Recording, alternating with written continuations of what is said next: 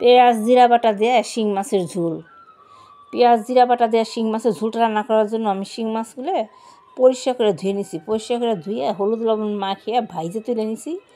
তারপরে তেলে ফোড়ন দিয়েছি জিরা, দিয়েছি পেঁয়াজ কুচিটা একটু হালকা ভাইজে নিছি। তারপর দিয়েছি বাটা জিরা, আর দিয়েছি ধনিয়ার গুঁড়া, পরিমাণ মতো হলুদ, পরিমাণ মতো লবণ, সব দিয়ে ভালো করে আমি কষিয়ে নিছি। কষিয়ে তার পরিমাণ মতো দিয়েছি জলটা দিয়ে ঝোলটা যখন আমার ফুটে গেছে তখন কিন্তু আমি এই শিং মাছগুলো দিয়ে দিলাম। পেঁয়াজ জিরা বাটা দিয়ে এই শিং মাছের ঝোলটা খেতে কিন্তু অনেক ভালো লাগে বাটা জিরা দিয়ে। আমার এই পেঁয়াজ বাটা জিরা দিয়ে শিং মাছের ঝোলের রান্নার রেসিপিটা যদি ভালো লেগে থাকে তাহলে পেজটি সাবস্ক্রাইব করে আমার ভিডিওতে একটা লাইক করবেন।